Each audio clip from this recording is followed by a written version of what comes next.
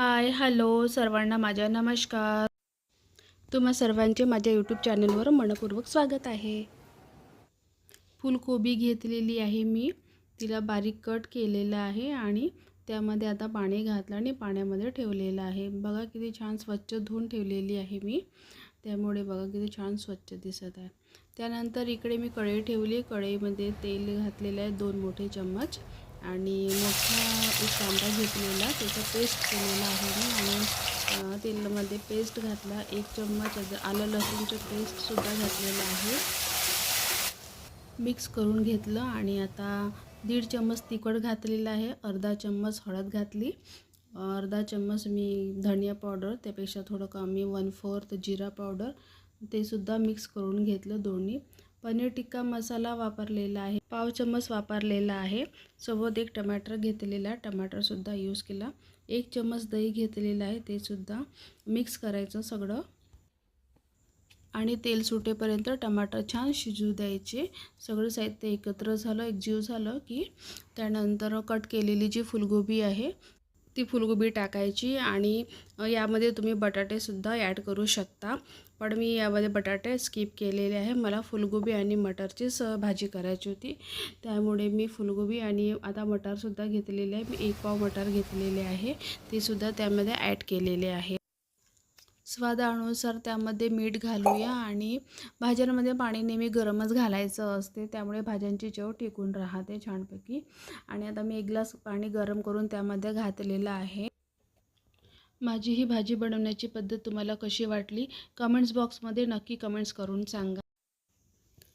तर आता ही भाजी मी दुसऱ्या साईडला ठेवत आहे गॅसच्या आणि आता या साईडला मी भात शिजायला ठेवत आहे. भात मी हा साध्या पद्धतीनंच करणार आहे, त्यामुळे मी त्यामध्ये कुठल्याही प्रकारचं साहित्य ॲड केलेलं नाही आहे. तर इकडे मी आता कांदे घेतलेले आहे पटापटा कापायला आणि मिरचीसुद्धा कट करून घेतलेली आहे. हिरवा कंच सांबार यालासुद्धा बारीक कट करून घेतला छान प्रकारे. कांद्याच्या सर्व पाकळ्या ज्या आहेत त्या वेगवेगळ्या करून टाकायच्या आणि मग लगेच सर्व साहित्य एकत्र मिक्स करून घ्यायचं. त्यानंतर मी त्यामध्ये बेसन ॲड करत आहे. बेसन जवळपास मी 7-8 चमचे ॲड करत आहे. त्याचबरोबर तुम्हाला हवं असल्यास तुम्ही त्यामध्ये कढीपत्त्याचे पानंसुद्धा ॲड करू शकता, मी थोडं अवॉइड केलेलं आहे. त्यानंतर मी त्यामध्ये धने पावडर, जिरा पावडर आणि हळद आणि स्वादानुसार मीठ घातलेलं आहे. फार कमी साहित्यामध्ये सुद्धा स्वयंपाक फार छान होत असतो आणि मी अशा साध्या आणि सोप्या पद्धतीनेच स्वयंपाक करीत असते. तर मंडळी इकडे मी भाजीसुद्धा चेक करून घेत आहे शिजलेली आहे की नाही ते. तर जवळपास मी 1 ग्लास पाणी त्यामध्ये घातलेलं होतं, ते सुद्धा आता कमी झालेलं आहे आणि थोडंफार पाणी मी त्यामध्ये ठेवलेलं आहे. वाटाणा शिजला आहे का ते चेक करत आहे. भाजी अशा प्रकारे परिपूर्णपणे शिजून तयार आहे. यामध्ये मी आता कोथिंबीर घालत आहे आणि भाजीचा रंग बघा किती सुंदर दिसत आहे. तर अशा प्रकारे ही भाजी माझी तयार झालेली आहे. तर मंडळी तुम्ही माझ्या चॅनलवर नवीन असाल तर चॅनलला लाईक करा, शेअर करा आणि सोबतच बेल आयकॉन प्रेस करून चॅनलला सबस्क्राईब करायला विसरू नका. तुमच्या एका लाईकमुळे आम्हाला नवनवीन व्हिडिओ बनवायला प्रोत्साहन मिळत असते. तर मंडळी आता ही भाजी तयार झालेली आहे, आता हिला बाजूला ठेवूया. इकडे हे सर्व साहित्यसुद्धा मी एकजीव करीत आहे. सगळे आधी पदार्थ मिक्स करून घेते चांगल्या प्रकारे आणि आता मी थोडं थोडं पाणी घेऊन त्यांना भिजवून घेत आहे. तर अशा प्रकारे माझे हे भाज्याचं साहित्यसुद्धा भिजवून तयार झालेलं आहे. आता याला आपण एका साईडला ठेवूया आणि इकडे भात झालेला आहे की काय ते चेक करते. भातसुद्धा शिजलेला आहे. आता इकडे गॅसवर पाणी गरम करायला ठेवलेलं आहे. मिक्सरच्या भांड्यामध्ये मी दही घातलेलं आहे, सोबतच त्यामध्ये 1 चम्मच बेसनसुद्धा मी ॲड करत आहे. तर अशा प्रकारे मी दही आणि बेसन दोन्ही एकत्र करून मिक्सरला लावून घेत असते आणि त्यामुळे की नाही बेसनाच्या गुठळ्या अशा पडत नसतात. आता हे झालेलं आहे, आता मी ते बाउलमध्ये काढून घेत आहे. शेवटी राहिलेलं दहीसुद्धा गरम पाणी टाकून काढून घेतलेलं आहे.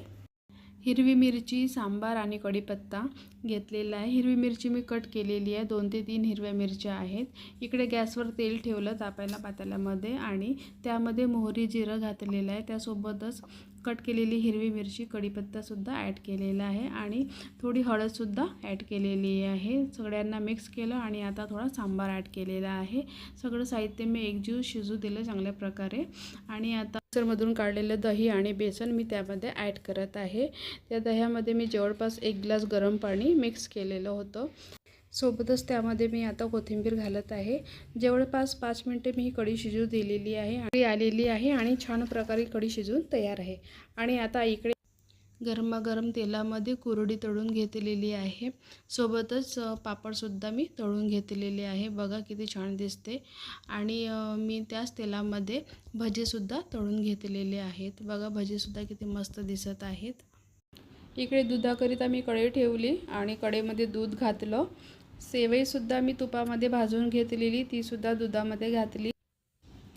सोबतच मी तळलेले ड्रायफ्रूटसुद्धा त्यामध्ये ॲड केलेले आहे आणि आता 1 वाटी साखरसुद्धा मी त्यामध्ये घातली। विलायची पावडरसुद्धा मी त्यामध्ये मिक्स केलेला आहे आणि 10 मिनटं ही खीर मी शिजवली छान प्रकारे आणि अशा प्रकारे माझी ही खीरसुद्धा तयार झालेली आहे। तुम्ही बघू शकता किती सुंदर दिसत आहे ती। आणि इकडे तेल ठेवलं कढईमध्ये तापायला आणि पुऱ्या घेतल्या तळून छान प्रकारे आणि मस्तपैकी ह्या पुऱ्या दिसायला पण खूप सुंदर आहेत आणि कशा टम फुगलेल्या आहेत आणि अशा प्रकारे माझ्या जवळपास पूर्ण स्वयंपाक झालेला आहे। बघा किती सुंदर पुरी दिसत आहे ती आणि माझी थाळी जी आहे अशा प्रकारे तयार झालेली आहे। तर माझा हा व्हिडिओ तुम्हाला कसा वाटला नक्की सांगा। Thank you for the watching.